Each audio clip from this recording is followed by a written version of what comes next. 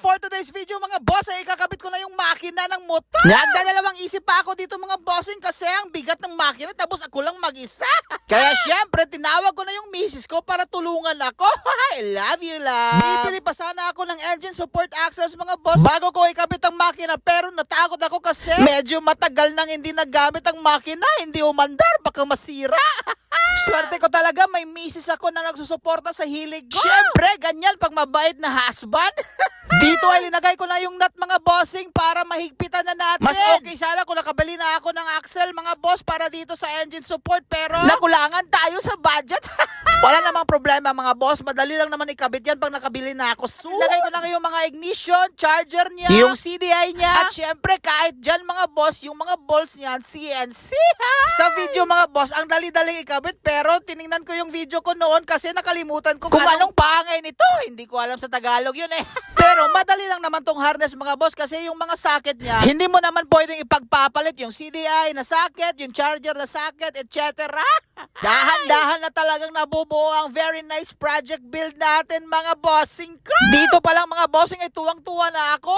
Punas muna kasi ang linis ng makina, baka pakiworks yan. At ikakabit ko na yung carburetor mga bossing pero soon bibili tayo ng bago. Kasi itong carburetor ko, madami ng issue. Hindi na gaano pino ang tune niya mga boss. Tagal na din to sa akin kasi mga bossing, dala ko to galing Thailand. Doon ko to binili. At dito nga ay nag-alala ako mga boss, baka kasi hindi umabot yung cable. Kasi yung sinukatan ng cable, yung handlebar ko na NUI alloy. Mas mababa kasi yun kasi low rise. Tapos ito stock, tapos may collar pa, tumaas. At dito mga boss, ay kinuha ko na yung old na speedometer ko kasi soon bibili tayo ng bago.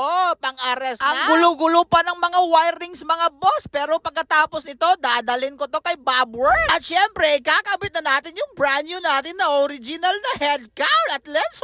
Ganda. Pero hindi pa yan yung kulay mga bossing. Magpapa-repaint pa tayo ng kulay yellow. Syempre, yellow is life mga boss. Kasi yellow tong motor natin eh. Dito nga medyo nahirapan ako mga boss kasi hirap ikabit ng head cowl. Ang dami pa kasing wire na hindi pa naayos.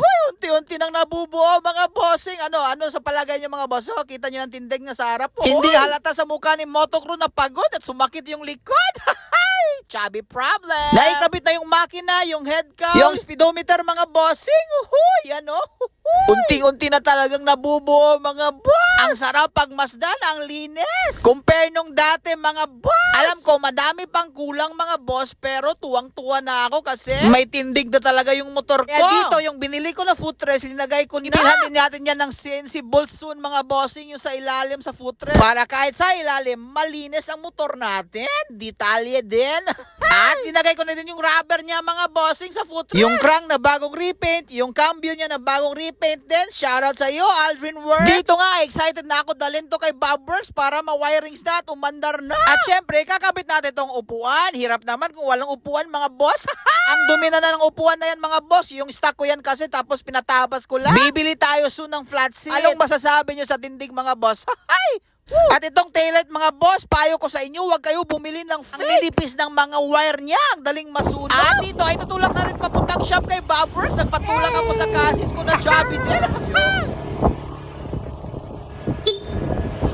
At dito nga ay dumating na tayo kay Bobworks kasi malapit lang naman to sa amin mga boss. Medyo busy sila pero mahihintay tayo. At dito ay numpisa na nga ni Jempol Works ang ating motor ng pagwawiring. Kaya dinala ko dito mga boss kasi wala akong alam sa mga wirings na yan. Pagka magkapalit, masunog pa. At pinakuha ko na din yung old harness ko kasi may gagamitin na mga sockets mga boss. At natapos na ni Jempol sa harap, sa likod naman yung taillight, yung signal light niya. Pero yun nga ang problema, ang ninipis ng mga wire sa likod ng taillight. Bibili tayo soon ng original pero ngayon ay natapos na ang motor natin. Pinatest drive ko ni Jempol Works. Ay, ganda ng tindi. Buti na lang hindi ko